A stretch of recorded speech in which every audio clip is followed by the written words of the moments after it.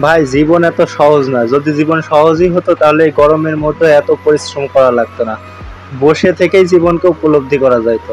আসলে বলা হয় না যে জীবনে যদি কোনো কিছু পাইতে হয় তাহলে অবশ্যই পরিশ্রম করতে হবে। পরিশ্রম ছাড়া কি আর কোনো কিছু পাওয়া যায়? পরিশ্রমের দ্বারাই তো সবকিছু পাওয়া যায়। আর পরিশ্রম করার পরেও যদি কারোর কাছে মূল্য না পাওয়া যায়, সেটা সত্যিই একটা মানুষের জন্য হতাশাজনক। সে হতাশা হয়তো কাউকে প্রকাশ করা যায় না। হ্যালো বন্ধুরা, সকলে কেমন আছেন? আশা করি সকলে ভালো আছেন। বন্ধুরা, আমার জীবনে আজ প্রথম এইরকম কোনো সংকটপূর্ণ কাজে যাওয়া। আজ পর্যন্ত কখনো এরকম যায়নি। এটা বলা চলে আমার অভিষেকই, যা আমার জীবনের একটা কঠোর পরিশ্রমের দ্বারা নিজেকে উপলব্ধি করতে শিখলাম, যা আজ পর্যন্ত কখনো কখনো আমি এরকম করিনি। আর আমার সাথে ছিল কিন্তু ফিরোজ ভাই কিন্তু প্রতিনিয়ত এইরকম কাজে যায়। আমি কিন্তু অনভিজ্ঞ ছিলাম, আজকে প্রথম। আজকে আমাকে স্যারে, অর্থাৎ আমাদের যে বস আছে, তিনি কিন্তু আজকে আমাকে পাঠাই দিল অফিসের একটা কাজে। সেটা হলো সাইডের কাজ, যেটা আমাদের টাওয়ার আছে সেই টাওয়ারে। আর আমরা কিন্তু যখন গাড়িতে ছিলাম অনেক হাসি খুশি এবং মজা করতেছিলাম। আসলে জীবনে এই প্রথম তো এরকম যাচ্ছি, এজন্য একটু ভালো লাগছিল।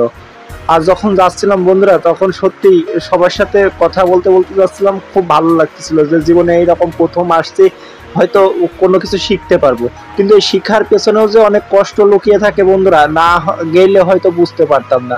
প্রত্যেকটা কাজেই পরিশ্রম আছে, আর পরিশ্রম বিনা কি কেউ কোনো কিছু করতে পারে? প্রথমে আমি বলছিলাম যে পরিশ্রম বিনা কেউ কোনো কিছুই করতে পারে না। আর সবার সাথে যখন যাচ্ছিলাম বন্ধুরা, আমার অনেক ভয় লাগতেছিল।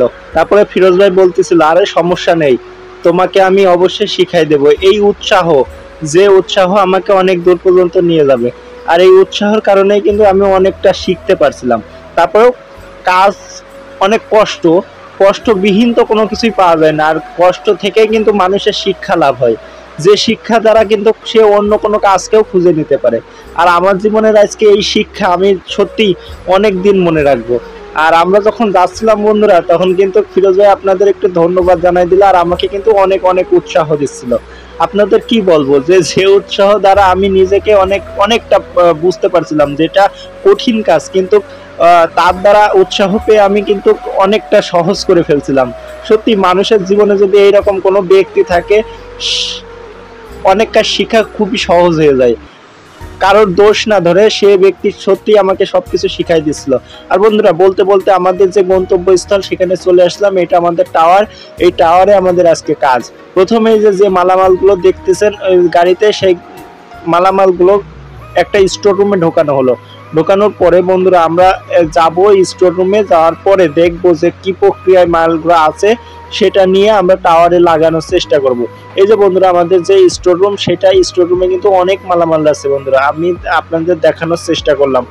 আর আমাদের এই যে টাওয়ার, এই টাওয়ারে এখানে লাগাতে হবে। আর ভিডিওটা যদি ভালো লাগে বন্ধুরা, একটা লাইক, কমেন্ট এবং একটা শেয়ার করবেন। আর সকলকে ধন্যবাদ। আজকে এই পর্যন্তই ছিল আমাদের কাজ। কিন্তু এই যে এই রুমের ভিতর আমাদের কাজটা হবে, কিন্তু এই রুমের ভিতর ঢোকা নিষিদ্ধ আছে, যার কারণে দেখাইতে পারলাম না। অন্য এক সময় দেখাবো। সকলকে ধন্যবাদ।